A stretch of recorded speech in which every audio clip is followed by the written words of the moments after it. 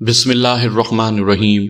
सामईन कराम, आप सुन रहे हैं इमरान सीरीज़ के सिलसिले का एक उर्दू नावल पावरलैंड की तबाही, जिसके मुसन्निफ़ हैं मज़हर कलीम एम.ए. और ये इस सिलसिले की किस्त नंबर 5 है। मुझे उम्मीद है आपको मेरी ये काविश पसंद आ रही होगी। आपने अगर अभी तक मेरा चैनल कहानी घर सब्सक्राइब नहीं किया तो अभी मेरे चैनल को सब्सक्राइब करके बेल नोटिफिकेशन ऑन कर लीजिए, ताकि आने वाली हर नई कहानी की इत्तला बर वक्त आप तक पहुंच सके। मेज पर रखे टेलीफोन की घंटी बजते ही हेनरी ने हाथ बढ़ाकर रिसीवर उठा लिया। वो इस वक्त अपने दफ्तर में मौजूद था। यस, हेनरी ने तहकमाना लहजे में कहा।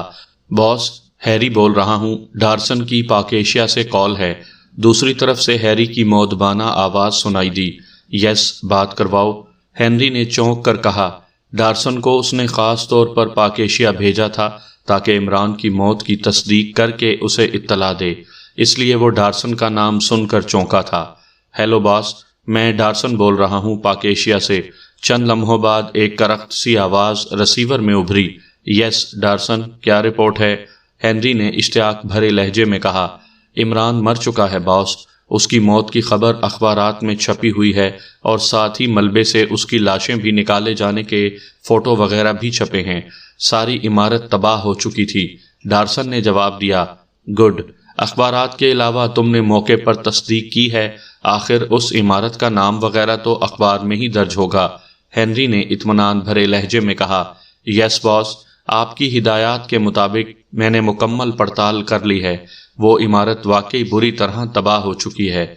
इमरान के फ्लैट पर ताला लगा हुआ है। मैंने उसके वालदैन के घर की सुनगुन भी ली है। वहां भी अफसोस भरा सकूत तारी है। इमरान के वालिद सर रहमान छुट्टी पर चले गए हैं। डार्सन ने जवाब दिया। ओके ठीक है, तुम अब वापस आ जाओ, हेनरी ने कहा और हाथ बढ़ाकर रिसीवर रख दिया और साथ पड़े इंटरकॉम का बटन दबा दिया। यस सर, हैरी की आवाज इंटरकॉम से उभरी। हैरी, अब पाकेशिया सीक्रेट सर्विस का मसला बाकी रह गया है। इमरान की मौत तो कंफर्म हो चुकी है। पाकेशिया सीक्रेट सर्विस के पास वो ट्रांसमिट फ्यूज यकीनन होंगे और शायद वो इमरान की मौत का इंतकाम लेने के लिए उन्हें इस्तेमाल भी करें। हेनरी ने कहा। तो फिर जैसे हुक्म हो बॉस, हैरी ने कहा। इमरान की जहानत की और बात थी। वो यकीनन हेडक्वार्टर को वैसे ही तलाश कर लेता। अलबत्ता सीक्रेट सर्विस वाले किसी सूरत भी हेडक्वार्टर को तलाश नहीं कर सकेंगे। उनके पास सिर्फ वही ट्रांसमिट फ्यूज वाला रास्ता ही है। इसलिए तुम ऐसा करो कि ट्रांसमिट फ्यूज सिस्टम कम से कम 1-2 माह के लिए ख़त्म कर दो और हेडक्वार्टर को ओपन कर दो। अलबत्ता उसकी हिफाजत के लिए मुकम्मल इंतजामात कर लेना। नाराक से ईगल ग्रुप को कॉल करो, वो ऐसे कामों में माहिर हैं। उन्हें हिफाजती इक़दामात पर तैनात कर देना। वैसे भी उसके तमाम रास्ते कंप्यूटर कंट्रोल्ड हैं। आम आदमी तो वैसे भी उसमें दाखिल नहीं हो सकता। फिर भी एहतियात ज़रूरी है, हेनरी ने अहकामात देते हुए कहा। तो इस ईगल ग्रुप को कहाँ रखा जाए? हैरी ने पूछा। बैरूनी बारकों में। अंदरूनी रास्ते कंट्रोल्ड कर लेना, बाहर के खोल देना, हेनरी ने कहा। ठीक है बॉस, मैं अभी इंतजामात करता हूँ, हैरी ने जवाब दिया और हेनरी ने इंटरकॉम का बटन ऑफ करके सिलसिला ख़त्म कर दिया और सामने रखी फाइल खोलकर उसे पढ़ने लगा। और थोड़ी देर बाद टेलीफोन की घंटी एक बार फिर बज उठी। हेनरी ने चौंक कर रिसीवर उठा लिया। यस, हेनरी ने तेज लहजे में कहा। पैट्रिक बोल रहा हूं जनाब। अभी नंबर 2 हैरी ने इत्तला दी है कि आपने हेडक्वार्टर को ओपन करने के अहकामात दिए हैं। पाकेशिया सीक्रेट सर्विस के पास ट्रांसमिट फ्यूज के इस्तेमाल से बचने के लिए। बॉस, क्या ऐसा नहीं हो सकता कि हम कोई ताकतवर ग्रुप वहां भेज दें जो ये ट्रांसमिट फ्यूज या तो बेकार कर दे या उन्हें वापस हासिल कर ले? क्योंकि मेरे ख्याल में ओपन हेडक्वार्टर के लिए खतरात बढ़ जाएंगे, पैट्रिक ने कहा। पहली बात का जवाब तो ये है कि मुझे जो इत्तलात मिली हैं, इमरान ने पाकेशिया के किसी साइंसदान से मिलकर किसी खुफिया लेबॉर्ट्री में ये ट्रांसमिट फ्यूज खुद तैयार किए हैं। जाहिर है उस साइंसदान के पास उसका फार्मूला होगा। इसलिए अगर सीक्रेट सर्विस के पास मौजूद ट्रांसमिट फ्यूज बेकार कर दिए जाएं या वापस ले लिए जाएं, तब भी ये इम्कान रहेगा कि वो किसी भी वक्त दूसरे ट्रांसमिट फ्यूज तैयार कर लेंगे। इसलिए ऐसा सोचना ही बेकार है। बाकी रही ग्रुप भेजने वाली बात, تو گروپ چاہے جتنا بھی طاقتور ہو اسے سیکرٹ سروس کو ٹریس کرتے، اس سے مقابلہ کرتے اور اس کا خاتمہ کرنے میں وقت لگ جائے گا، اور وہ اس وقت کے دوران کسی بھی وقت ان ٹرانسمٹ فیوز کو استعمال کر کے یہاں آن دھمکیں گے۔ ایسی صورت میں وہ گروپ بھی وہاں سر پٹکتا رہے گا اور یہاں ہمارے لیے بھی نئے سرے سے مشکلات پیدا ہو جائیں گی۔ باقی رہا ہیڈ کوارٹر کو اوپن کرنے کی صورت میں خطرات کا پیدا ہونا، تو پاک ایشیا سیکرٹ سروس میں اب ایسے لوگ بہرحال موجود نہیں جو اتنی آسانی سے ہیڈ کوارٹر کو ٹریس کر لیں، اور اگر ٹریس کر بھی لیں تو وہ لازماً پہلے ایگل گروپ سے ٹکرائیں گے اور ہم الرٹ ہو جائیں گے۔ ٹرانسمٹ فیوز کی صورت میں تو وہ براہ راست ہیڈ کوارٹر کے اندر آ دھمکیں گے۔ ہنری نے تفصیلات سے بحث کرتے ہوئے کہا، ٹھیک ہے باس، آپ واقعی بے پناہ ذہین ہیں۔ آئی ایم سوری، میرا ذہن اتنی گہرائی تک نہیں سوچ سکتا تھا، پیٹرک نے بڑے مرعوب لہجے میں جواب دیتے ہوئے کہا۔ کوئی بات نہیں، اب تم اعلیٰ ترین عہدے پر پہنچ چکے ہو، اب اتنی گہرائی میں سوچنا شروع کر دو، ہنری نے کہا اور رسیور رکھ دیا۔ اس کے لبوں پر فاتحانہ مسکراہٹ کھیل رہی تھی، کیونکہ پیٹرک ترمزی کے گروپ میں سب سے زیادہ سینئر اور ذہین آدمی سمجھا جاتا تھا، اور ترمزی اکثر اس کی ذہانت کی تعریفیں کرتا رہتا تھا، لیکن آج ہنری نے اسے ذہانت کے سلسلے میں واضح طور پر مرعوب کر دیا تھا۔ یہ ہنری کی بہت بڑی کامیابی تھی۔ ہنری جانتا تھا کہ اب پیٹرک ہمیشہ اس کی ذہانت سے مرعوب رہے گا اور بے چوں چراں اس کے احکامات کی تعمیل کیا کرے گا۔ اسی لمحے ٹیلی فون کی گھنٹی ایک بار پھر بج اٹھی اور ہنری نے دوبارہ فون اٹھا لیا۔ یس، ہنری نے خشک لہجے میں کہا۔ جیکی بول رہی ہوں ڈیئر، وہ ڈارسن نے رپورٹ بھیجی ہے عمران کی موت سے متعلق، جیکی نے کہا۔ ہاں، ابھی تھوڑی دیر پہلے ہی اس کی رپورٹ آئی ہے، اس نے کنفرم کر لیا ہے کہ عمران واقعی مر چکا ہے۔ میں نے تمہیں کہا نہیں تھا کہ اب اس کے بچنے کی کوئی گنجائش نہیں ہے، لیکن تم مان ہی نہیں رہی تھی، ہنری نے ہنستے ہوئے کہا۔ اوہ اچھا، ٹھیک ہے، جیکی نے ڈھیلے سے لہجے میں جواب دیا۔ اس کا انداز ایسا تھا جیسے اسے عمران کی موت کی خبر کنفرم ہونے سے افسوس ہوا ہو۔ اس بات کو ہنری نے بھی محسوس کر لیا۔ کیا بات ہے، کیا تم اس کی موت پر مغموم ہو؟ ہنری نے چبھتے ہوئے لہجے میں کہا۔ ارے ایسی کوئی بات نہیں ڈیئر، مجھے کیا پڑی ہے مغموم ہونے کی، میں نے تو اسے پہلی بار سکرین پر ہی دیکھا ہے، اور پھر جو پاور لینڈ کا دشمن ہے، میں اس کی موت پر مغموم کیسے ہو سکتی ہوں؟ دراصل مجھے صرف یہ غم ہے کہ اگر وہ زندہ رہتا تو میں اس کا مقابلہ کر کے اپنے ہاتھوں سے اس کا خاتمہ کرتی، تاکہ تمہیں بھی معلوم ہو جاتا کہ جیکی میں کتنی صلاحیتیں ہیں، جیکی نے وضاحت کرتے ہوئے کہا۔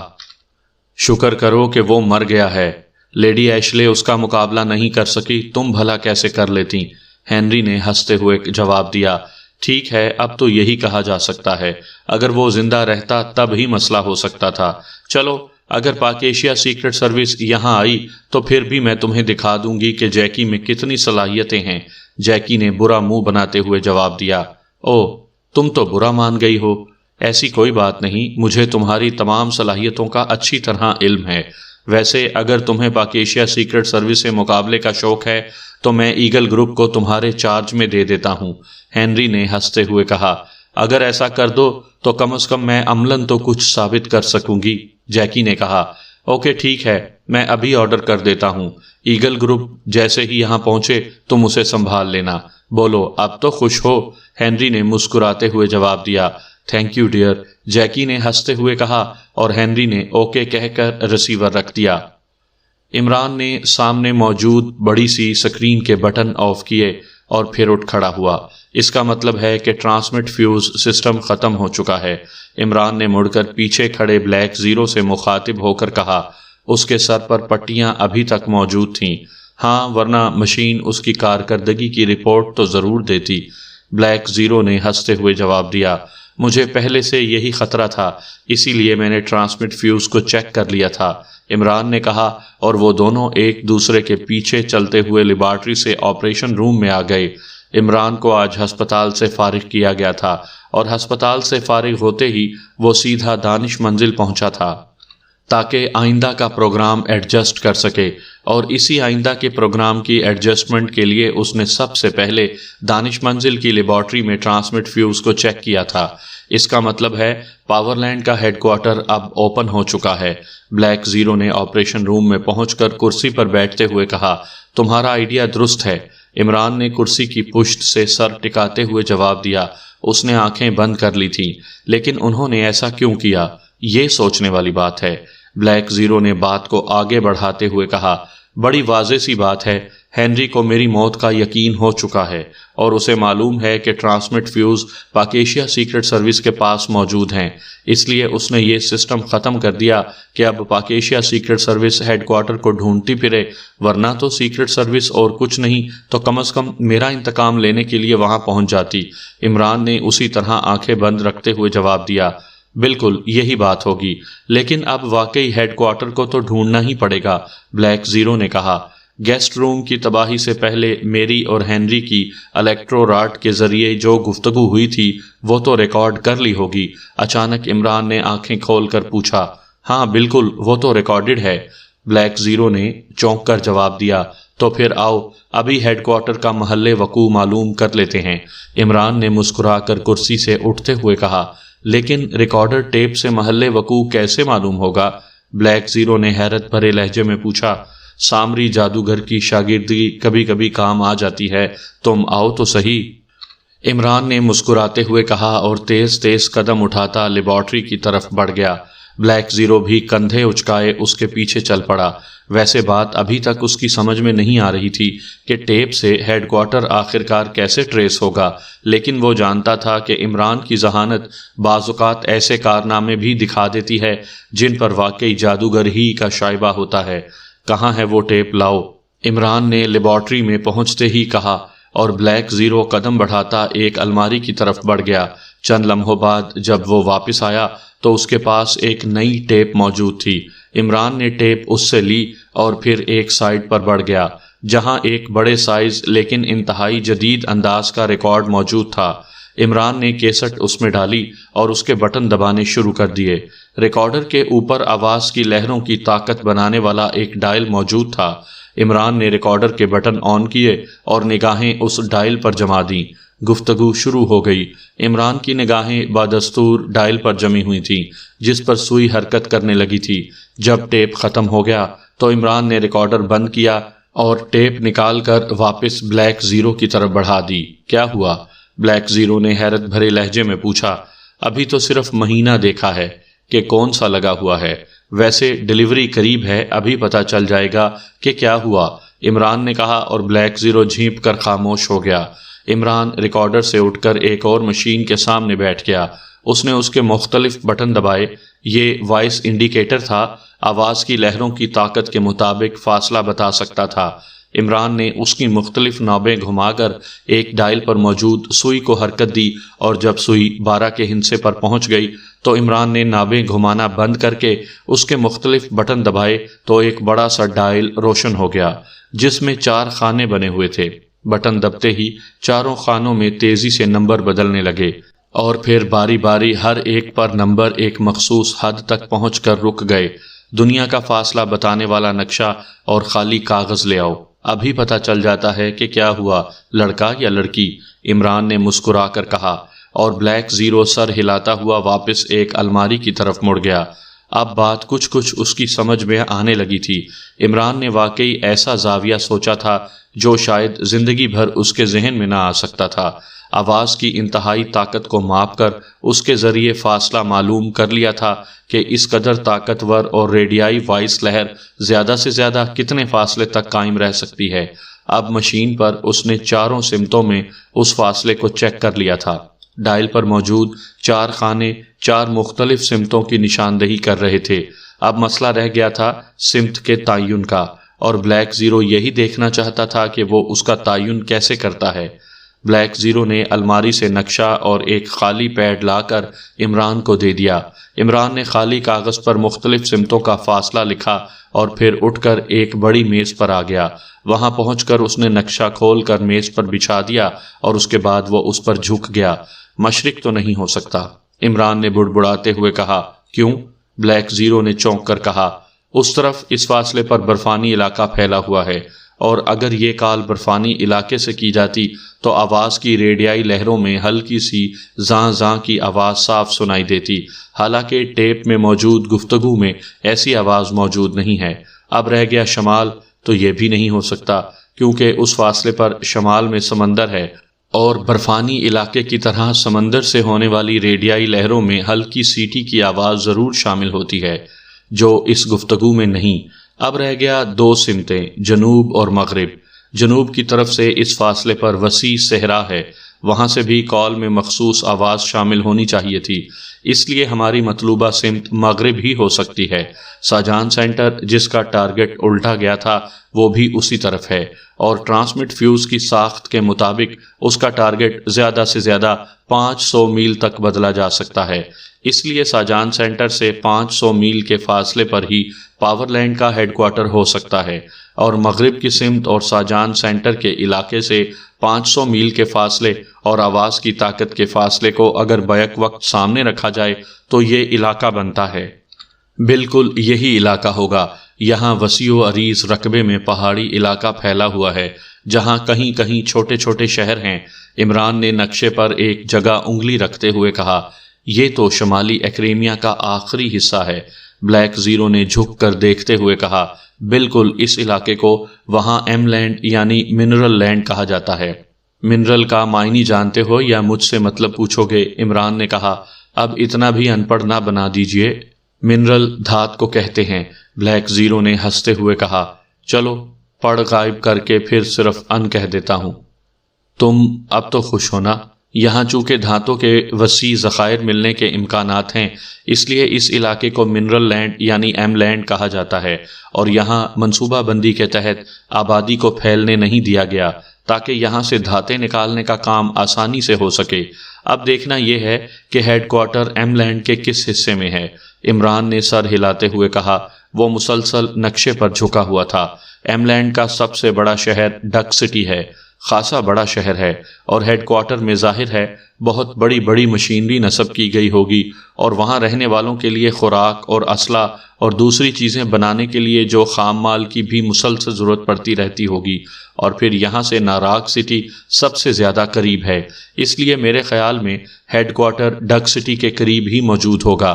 عمران نے کہا، ظاہر ہے اسے بنایا تو انڈر گراؤنڈ ہی گیا ہوگا، ورنہ اتنا بڑا ہیڈ کوارٹر تو حکومت ایکریمیا کی نظروں سے چھپ نہیں سکتا۔ بلیک زیرو نے کہا، ہاں لازمی بات ہے، لیکن میرا خیال ہے یہ مکمل طور پر انڈر گراؤنڈ نہیں ہو سکتا، ورنہ ایکریمیا کے مصنوعی سیاروں کی تصویروں کا جائزہ لینے والے آرانی علاقے میں ہونے والی معمولی سی نقل و حرکت پر بھی ضرور چونک پڑتے، اور ان کا اب تک نہ چونکنے کا مطلب یہی ہو سکتا ہے کہ ہیڈ کوارٹر تو ضرور انڈر گراؤنڈ ہوگا، لیکن اسے چھپانے کے لیے اس کے اوپر ضرور کوئی چیز بنائی گئی ہوگی، کوئی آبادی ہو سکتی ہے۔ عمران نے کہا، تو پھر یہ آبادی ہو سکتی ہے کرام سٹی۔ بلیک زیرو نے ڈک سٹی سے شمال مغرب میں واقع ایک آبادی پر انگلی رکھتے ہوئے کہا، ہاں تمہارا خیال درست بھی ہو سکتا ہے، اب اسے چیک کریں تاکہ ہم خوامخواہ اتنی دور دھکے نہ کھاتے پھریں۔ عمران نے کہا، کیسے چیک کریں گے؟ بلیک زیرو نے ایک بار پھر حیران ہوتے ہوئے کہا، جیسے یہ جگہ ڈھونڈی ہے، کہا تو ہے کبھی کبھی سامری جادوگر کی شاگردی بڑے کام دکھا جاتی ہے۔ عمران نے مسکراتے ہوئے کہا، اور پھر اس نے خالی کاغذ پر قلم سے مختلف ہندسے لکھنے شروع کر دیے۔ وہ نقشے سے مختلف فاصلے چیک کرتا اور پھر انہیں کاغذ پر لکھنا شروع کر دیتا۔ تھوڑی دیر بعد اس نے مخصوص ہندسے علیحدہ لکھنے شروع کر دیے۔ یہ کرام سٹی کی لانگ رینج فریکوینسی ہو سکتی ہے، آؤ اب لانگ رینج ٹرانسمیٹر کو آزمائیں۔ عمران نے اٹھتے ہوئے کہا، اور پھر وہ لیبارٹری میں موجود ایک بڑے سے ٹرانسمیٹر کی طرف بڑھ گیا۔ اس نے کاغذ پر لکھی ہوئی فریکوینسی اس پر سیٹ کی اور ٹرانسمیٹر آن کر دیا۔ ٹرانسمیٹر سے ٹوں ٹوں کی مخصوص آوازیں سنائی دینے لگیں۔ Hello hello, B11 calling over, Imran نے نامانوس سے لہجے میں بات کرتے ہوئے کہا۔ چند لمحوں بعد اچانک ٹرانسمیٹر پر رابطہ قائم کرنے والا بلب جل اٹھا۔ یس، ہیری اٹینڈنگ نمبر 2 باس، کون بول رہا ہے؟ اوور۔ دوسری طرف سے ایک حیرت بھری آواز سنائی دی، P11 بول رہا ہوں، باس ہینری سے بات کرواؤ، it is top secret, over. Imran نے جواب دیا، اس کے چہرے پر ہلکی سی مسکراہٹ دوڑ رہی تھی۔ کون P11؟ پورا کوڈ بتاؤ، اوور۔ دوسری طرف سے بولنے والے کے لہجے میں اب حیرت کے ساتھ ساتھ کرختگی کا عنصر بھی نمایاں ہو گیا تھا۔ You shut up, it is top secret, boss Henry سے بات کرواؤ، وہ جانتے ہوں گے، اوور۔ عمران نے انتہائی سخت لہجہ اختیار کرتے ہوئے کہا، اوکے، اوور۔ دوسری طرف سے ہیری نے کہا اور عمران نے مسکراتے ہوئے ہاتھ بڑھا کر ٹرانسمیٹر کے کونے میں لگا ہوا ایک سفید بٹن دبا دیا۔ یس ہنری اٹینڈنگ اوور۔ چند لمحوں بعد دوسری طرف سے ہنری کی آواز سنائی دی اور بلیک زیرو کی آنکھیں حیرت سے پھیلتی گئیں۔ واقعی عمران کی ذہانت درجہ کمال پر پہنچی ہوئی تھی۔ اس نے ناممکن کو ممکن کر دکھایا تھا۔ P11 بول رہا ہوں فرام ناراک سٹی۔ باس ترمزی نے مجھے حکم دیا تھا کہ ان ایمرجنسی پر آپ سے براہ راست رابطہ قائم کیا جائے۔ انٹرنیشنل ٹیم اور لینڈ کے خلاف ترتیب دیے جانے کی اسکیم بنائی جا رہی ہے۔ ابھی تفصیلات طے نہیں ہوئیں لیکن کسی بھی وقت ہو سکتی ہیں۔ اگر آپ حکم دیں تو پی گروپ اس ٹیم کے تشکیل ہوتے ہی اسے ختم کر دے۔ It is in our hands over. Imran نے تیز تیز لیکن مؤدبانہ لہجے میں کہا۔ تم کون ہو اور یہ پی گروپ کیا ہے؟ میں تو اس گروپ کو نہیں جانتا۔ اوور۔ ہنری کی حیرت بھری آواز سنائی دی۔ جناب باس ترمزی نے یہ سیکرٹ گروپ ترتیب دیا ہوا ہے، ٹاپ سیکرٹ۔ ہم ان کے تحت کام کرتے ہیں۔ انہوں نے پاک ایشیا جانے سے قبل ہمیں ہدایات دی تھیں کہ ہم ایمرجنسی کی صورت میں آپ سے بات کر لیں۔ اوور۔ عمران نے بڑے مطمئن لہجے میں کہا۔ او اچھا، تمہارا ہیڈ کوارٹر کہاں ہے؟ تم ایسا کرو، اپنے متعلق تمام تفصیلات پہلے ہیڈ کوارٹر کو فیڈ کرو، اس کے بعد میں تمہیں ہدایات دوں گا۔ اور سنو، باس ترمزی ایک مشن میں ہلاک ہو چکے ہیں، اب پاور لینڈ کا چیف باس میں ہوں، سمجھے؟ اوور۔ ہنری نے تیز لہجے میں کہا۔ او لیکن ہمیں تو باس ترمزی کی ہلاکت کی اطلاع نہیں ہے۔ لیکن سر، پی گروپ تو باس ترمزی نے نجی طور پر ترتیب دیا ہوا ہے، اس لیے باس ترمزی کی ہلاکت کے بعد صورتحال بدل گئی ہے۔ ہم گروپ ایمرجنسی میٹنگ کال کر کے اس صورتحال پر بحث کرنے کے بعد فیصلہ کریں گے کہ کیا ہم پاور لینڈ کے ساتھ باقاعدہ اٹیچ ہوں یا نہ ہوں۔ ہمارا فیصلہ پاور لینڈ کے ساتھ اٹیچ ہونے کا ہوا تو میں تفصیلات فیڈ کر دوں گا، ورنہ ہم آزاد ہوں گے، اوور اینڈ آل۔ عمران نے کہا اور ہاتھ بڑھا کر ٹرانسمیٹر آف کر دیا۔ آپ نے بڑی لمبی بات کی ہے، وہ لازماً کال کا مرکز چیک کریں گے اور ہو سکتا ہے انہوں نے کر بھی لیا ہو، بلیک زیرو نے کہا۔ ہنری ذہین آدمی ہے اور ذہین آدمیوں کو چکر دینا خاصا مشکل ہوتا ہے۔ اگر میں بات ادھوری چھوڑ دیتا تو وہ لازماً مشکوک ہو جاتا، البتہ اب اتنا مشکوک نہ ہوگا۔ اور باقی رہی کال چیک کرنے والی بات تو اس کا بندوبست میں نے پہلے ہی کر لیا تھا۔ اس سفید بٹن کے دبنے کے بعد کال فری ہو گئی، اب اسے چیک نہیں کیا جا سکتا، عمران نے مسکراتے ہوئے جواب دیا۔ تو اب یہ بات طے ہو گئی کہ پاور لینڈ کا ہیڈ کوارٹر ایم لینڈ کی کرم سٹی میں واقع ہے۔ ویسے آپ نے کمال کیا ہے، اس قدر صحیح فریکوینسی تلاش کر لینا آپ ہی کا کام ہے، بلیک زیرو نے کہا۔ کسی زمانے میں جغرافیہ بڑے شوق سے پڑھا کرتا تھا اور سوچتا تھا کہ کولمبس کی طرح کوئی بر اعظم دریافت کر لوں گا۔ بر اعظم دریافت تو نہیں ہو سکا، کوئی بات نہیں، لیکن ہیڈ کوارٹر ہی دریافت کر لیا، یہ بھی کسی بر اعظم کی دریافت سے کم نہیں ہے۔ عمران نے مسکرا کر سر ہلاتے ہوئے جواب دیا اور بلیک زیرو بے اختیار ہنس پڑا۔ اب کیا پروگرام ہے؟ ہیڈ کوارٹر تو آپ نے تلاش کر ہی لیا ہے، آپریشن روم میں دوبارہ پہنچتے ہی بلیک زیرو نے پوچھا۔ پروگرام کیا ہے؟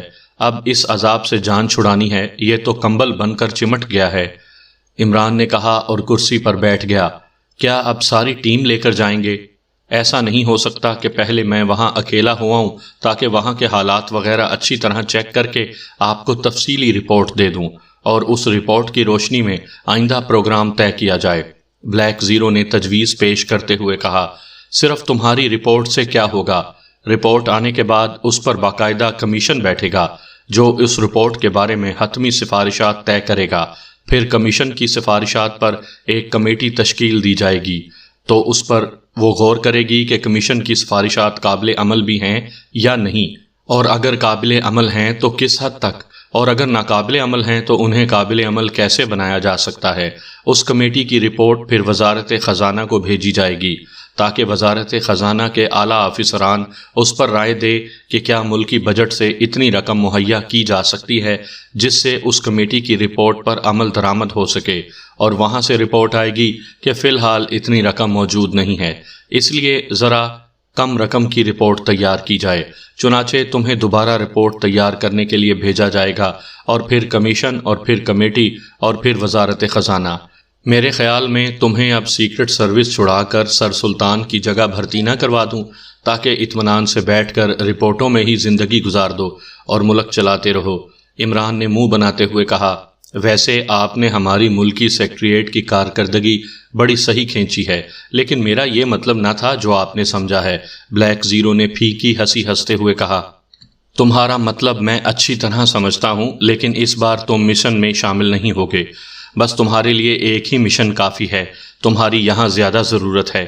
اس بار جولیا ساتھ جائے گی۔ تم ایسا کرو کہ سوائے صدیقی اور چوہان کے باقی سب کو تیار رہنے کے احکامات دو۔ میں کچھ ضروری انتظامات کر لینے کے بعد تمہیں تفصیلات بتاؤں گا۔ اس کے بعد ہم روانہ ہو جائیں گے۔ عمران نے انتہائی سنجیدہ سے لہجے میں کہا، ٹھیک ہے سر۔ بلیک زیرو نے اسے سنجیدہ دیکھ کر مؤدبانہ لہجے میں جواب دیا اور عمران اٹھ کر بیرونی دروازے کی طرف بڑھ گیا۔ ایک بڑے سے کمرے کے درمیان رکھی ہوئی دفتری میز کے پیچھے جیکی بڑے فاخرانہ انداز میں بیٹھی ہوئی تھی۔ جب سے ایگل گروپ اس کی ماتحتی میں آیا تھا، وہ زیادہ تر اسی دفتر میں ہی وقت گزارتی تھی، کیونکہ ہیڈ کوارٹر کے اندر ریڈ ونگ میں اس کا کام صرف مشینری کو دیکھتے رہنا اور ماتحتوں کی سائنس ٹائپ رپورٹوں کو ہی سنتے رہنا تھا، جس سے وہ کافی بور ہو گئی تھی۔ جبکہ ایگل گروپ کا کام اس کے مزاج کے عین مطابق تھا۔ ہیڈ کوارٹر میں بطور ڈائریکٹر بیٹھنے سے پہلے وہ باچان میں پاور لینڈ کی تنظیم کی سربراہ تھی، جہاں مختلف مقامی گروپوں سے لڑائی بھڑائی اور دیگر اسی قسم کی سرگرمیاں چلتی رہتی تھیں۔ اس نے خود بھی باچان کے مشہور استادوں سے مارشل آرٹ کی تربیت حاصل کی تھی، اور باچان میں جہاں مارشل آرٹ کا ایک سے ایک ماہر پڑا ہوا تھا، جیکی کو مارشل کوئین کے نام سے پکارا جاتا تھا۔ آج تک کوئی بڑے سے بڑا لڑاکا بھی اس کے مقابلے میں چند لمحوں سے زیادہ نہیں ٹھہر سکا تھا۔ ہنری سے اس کی دوستی اور تعلقات خاصے دیرینہ تھے، اور جب بھی ہنری کو موقع ملتا تھا وہ ہیڈ کوارٹر سے باچان جاتا اور پھر وہ دونوں کئی دن اکٹھے رہتے تھے، اور اگر اسے کام کی زیادتی کی وجہ سے موقع نہ ملتا تو وہ جیکی کو ہیڈ کوارٹر منگوا لیتا اور پھر وہاں وہ اکٹھے رہتے۔ ترمزی اور لیڈی ایشلے کو بھی جیکی اور ہنری کے ان تعلقات کا بہت اچھی طرح علم تھا، لیکن انہوں نے کبھی اس پر اعتراض تو نہیں کیا تھا، بلکہ لیڈی ایشلے تو جیکی کی بڑی گہری سہیلی تھی، اور پھر لیڈی ایشلے اور ترمزی کی ہلاکت کے بعد ہنری نے اسے مسلسل اپنے ساتھ رکھنے کے لیے یہاں بلوا کر ڈائریکٹر بنا دیا تھا۔ پہلے تو وہ اتنا بڑا عہدہ ملنے پر اور ہنری کے ساتھ مسلسل اکٹھے رہنے پر بے حد خوش ہوئی تھی، لیکن پھر جلد ہی وہ بور ہو گئی، کیونکہ ہیڈ کوارٹر کی لائف میں مسلسل یکسانیت تھی، اور وہ ایسی یکسانیت میں زندگی گزارنے کی عادی نہ تھی۔ اس لیے اب وہ اپنا زیادہ وقت ہیڈ کوارٹر سے باہر ایگل گروپ میں گزارتی تھی۔ اس وقت بھی وہ ایگل گروپ کے ایک دفتر میں موجود تھی کہ دروازہ کھلا اور ایک لمبا تڑنگا اور خاصے وجیح جسم کا مالک ایک نوجوان اندر داخل ہوا۔ یہ براؤن تھا، ایگل گروپ کا انچارج اور ناراک سٹی کا مشہور غنڈہ، جس کا نام سن کر ہی ناراک سٹی کے بڑے بڑے مجرموں کو پسینہ آ جاتا تھا۔ براؤن بڑا دلیر، ذہین اور مارشل آرٹ میں خاصا ماہر تھا، اس لیے جیکی بھی اسے پسند کرتی تھی۔ پہل جیکی نے اسے چیلنج کیا کہ وہ مارشل آرٹ میں اس کا مقابلہ کرے، لیکن براؤن نے بڑے کھلے دل کے ساتھ جیکی کے مقابلے میں بغیر لڑے اپنی شکست تسلیم کر لی تھی، کیونکہ وہ جیکی کو جانتا تھا اور اس نے باچان میں کئی بار جیکی کو لڑتے ہوئے دیکھا تھا۔ جیکی براؤن کے اس اعتراف شکست پر بے حد خوش ہوئی تھی، اور اس کی انا کو چونکہ بے حد تسکین پہنچی تھی، اس لیے وہ اب براؤن کو زیادہ پسند کرنے لگی تھی۔ مادام، میں یہ کہنے کے لیے حاضر ہوا تھا کہ اگر آپ اجازت دیں تو ناراک سٹی کا چکر لگاؤں، تھوڑی سی تفریح ہو جائے گی، براؤن نے مسکراتے ہوئے کہا۔ وہاں کوئی کام ہے؟ جیکی نے چونکتے ہوئے پوچھا۔ کام تو نہیں ہے، لیکن مادام سچی بات یہ ہے کہ یہاں ہاتھ پیر چلانے کا موقع ہی نہیں مل رہا، جبکہ سنا ہے کہ ناراک سٹی میں آج کل ایک نیا گروپ آیا ہے اور اس نے وہاں کے اچھے کلبوں میں اپنی دھاک بٹھا دی ہے۔ میں نے سوچا کہ چلو جا کر اس گروپ سے ہی ملاقات کر لی جائے۔ براؤن نے بڑے بے تکلفانہ انداز میں میز کے سامنے کرسی پر بیٹھتے ہوئے کہا۔ یہ کون لوگ ہیں؟ جیکی نے آنکھیں سکیڑتے ہوئے پوچھا۔ معلوم نہیں، سنا ہے بڑے زبردست لڑاکے ہیں، براؤن نے جواب دیا۔ تو تم وہاں ان سے لڑو گے اکیلے؟ جیکی نے چونکتے ہوئے پوچھا۔ میرا تو خیال ہے لڑنے کی نوبت ہی نہ آئے گی۔ بہرحال ایگل گروپ تو یہاں ہنگامی طور پر آیا ہے، اس نے واپس ناراک سٹی تو جانا ہی ہے، اس لیے میں نے سوچا کہ ایسا نہ ہو کہ لوگ ایگل گروپ کا نام ہی بھول جائیں۔ براؤن نے کہا، تمہاری بات درست ہے، لیکن اس طرح بے مقصد جانے کا کوئی فائدہ نہیں۔ پھر نہ جانے وہ کتنا بڑا گروپ ہو، اس کے خاتمے میں کتنا وقت لگ جائے، اس لیے کیا یہ بہتر نہیں کہ ہم باقاعدہ مشن کے تحت وہاں جائیں؟ جیکی نے مسکراتے ہوئے کہا، پہلی بات تو یہ ہے کہ ہم سے آپ کی کیا مراد ہے، اور دوسری بات یہ کہ وہاں کیا مشن لے کر جائیں؟ براؤن نے حیرت بھرے لہجے میں کہا، ہم سے مراد میں اور تم اور تمہارے چند ساتھی بھی ہو سکتے ہیں، اور مشن کوئی بھی تیار کیا جا سکتا ہے۔ ٹھہرو، میں چیئرمین سے بات کر لوں، جیکی نے کہا، اور اس نے میز پر رکھے ہوئے ٹیلی فون کا ریسیور اٹھایا اور اس پر موجود نمبر دبا دیے۔